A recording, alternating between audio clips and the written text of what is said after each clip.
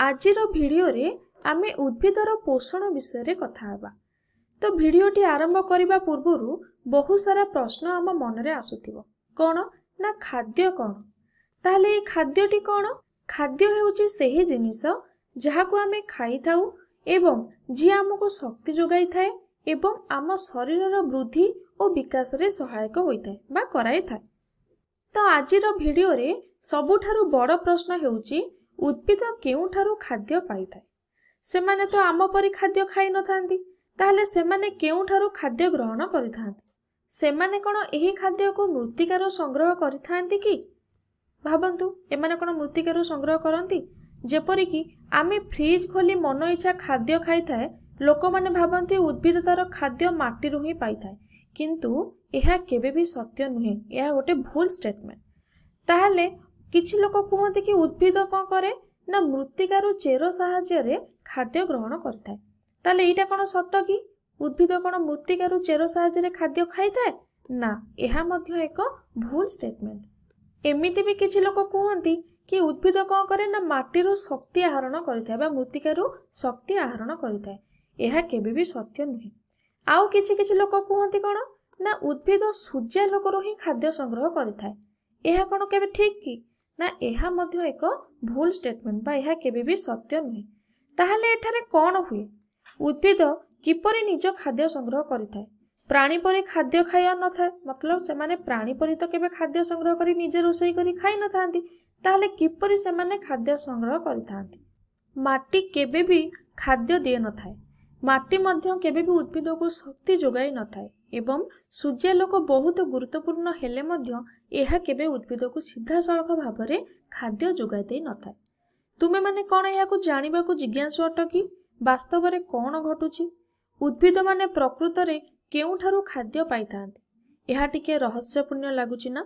किंतु चिंता करनी, आज मु एही विषय रे बा एही रहस्यर पर्दाफाश करिबी कि किपरि उद्भिद माने सेमानकर खाद्य पाइथांती। तले एबे चलो आमे आरंभ करिबा। एही उद्भिद माने हेउचंती अनन्य, काहेकि ना सेमाने निज खाद्य निजे प्रस्तुत करिथांती।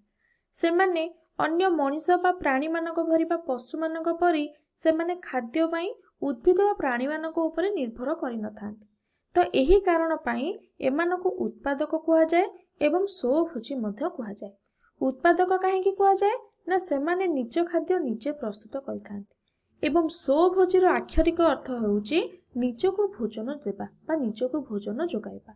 ताहले सेमाने निजको निजे भोजन जोगाउछंती, सेथि पई तांको आमे स्वभोजी बोली कहूचे। ले जदि उद्भिद माने निज खाद्य निजे प्रस्तुत करूछंती, ताहले एहा केउ प्रक्रिया रे होइथाय बा सेही प्रक्रिया को आमे कोन बोली कहबा?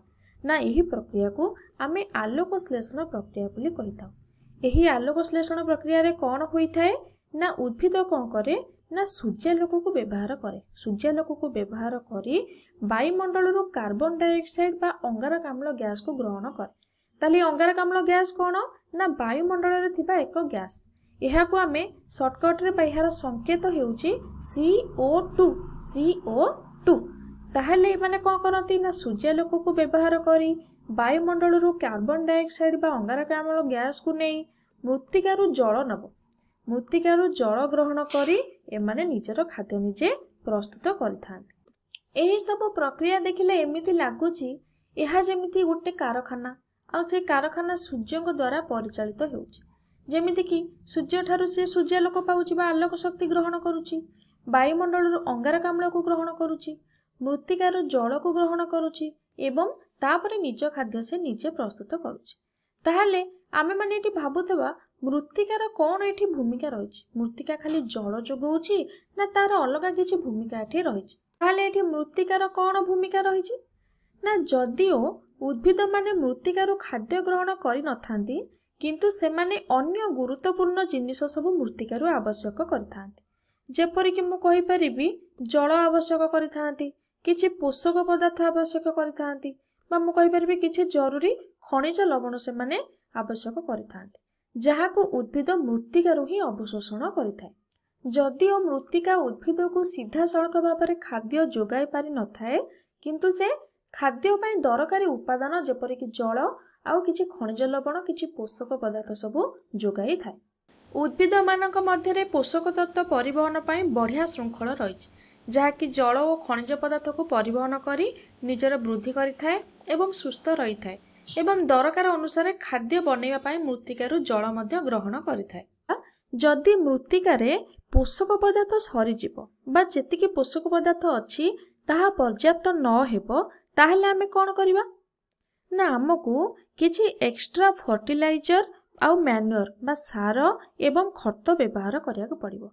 ताहले किछि अतिरिक्त सार आउ खत को आमको दबाको पड़िबो जहा द्वारा कोन हबो सेमानको पोषक पदार्थ मिलि जिवो बा एही खत आउ सार सेमानको पोषक पदार्थ जोगाइबे जहा सब उद्भिद आवश्यक करिथाय एवं से सब को पाई उद्भिद माने कोन करिवे निजर खाद्य प्रस्तुत करिवे एवं सुस्थ रहिबे। ताहले एबे चलो आमे सारांश देखिबा कि उद्भिदर पोषक कोन।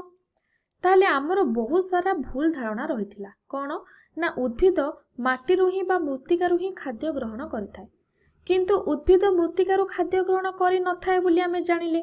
इहा कोन करे ना सूर्यालोक को ग्रहण करी वायुमंडल कार्बन डाइऑक्साइड गैस को ग्रहण करिथाय एवं मृत्तिकारु जल को नहीं से तार खाद्य प्रस्तुत करिथाय। ताहले एही प्रक्रिया को आमे कोन कहउथिले ना आलोक श्लेषण प्रक्रिया बोली कहउथिले। ताहले अंगारकाम्ल गैस टी कोन ना एहा वायुमंडल रे थिबा एक गैस एहा को आमे CO2 आर संकेत होइताय। ताहले आमे एहा को कोन कहले उद्भिद जेहेतु निज खाद्य निजे प्रस्तुत करि पारुची तेणु आमे ताकू उत्पादक बोली कहिथिले एवं जेहेतु निजको निजे भोजन जोगै पारुची तेणु आमे ताकू स्वभोजी बोली कहिथिले। ताहले एठी मृत्तिकार भूमिका कोन थिला ना मृत्तिका बा माटी कोन करे ना उद्भिद को खाद्य जोगाई थाए जल एवं पोषक पदार्थ जोगाई थाए एमिति के किछि खनिज लवण मध्य से जोगाई थाए। भली भाबरे पोषक तत्व और जल सब उद्भिद मध्यरे परिवहन होई थाए जहाँकि उद्भिदर वृद्धि आ उद्भिद को सुस्थ रहया पई सहायता करिथाए एवं दरकार अनुसार खाद्य बनैबा पई मध्य मृत्तिकारु से जल ग्रहण करिथाए। ले मृत्तिका उद्भिद पई एक सहायक संस्था परि काम करिथाए किंतु जेतेबेले माटीरु समस्त पोषक पदार्थ सरीजिव बा उद्भिद सबको अवशोषण करि सारिथिबो ताहले कोन हेबो ना आमको किछि अतिरिक्त सार बा खत आमको जोगाइबाको पड़िबो। सेही अतिरिक्त सार आ खत सब कोन कोन ना बहुत सारा कंपोस्ट आमको मार्केट रे मिलुची तो से सब जोगाइबाको आमको पड़िबो जहा द्वारा कोन हेबो ना उद्भिद को तार आवश्यक पोषक पदार्थ सब मिलि जिवो एवं कोन हेबो ना उद्भिदर वृद्धि हेबो ताहले माटीर पोषक को एहा रिप्लेस करिवो एवं उद्भिद निजर खाद्य प्रस्तुत करके सुस्थ रहिबो। तेणु जेतेबेले गोटे उद्भिद बा गोटे गछ को देखिबो तमे निहाती ताकू देखिकी भाबिबो कि कोन ना एहा एक छोटो कारखाना परि काम करूची सूर्यालोकरु आलोक शक्ति नेउची वायुमंडलरु कार्बन डाइऑक्साइड नेउची एवं मृत्तिकारु जल बा किछि पोषक पदार्थ नै निज खाद्य निजे प्रस्तुत करी से सुस्थ रहउची।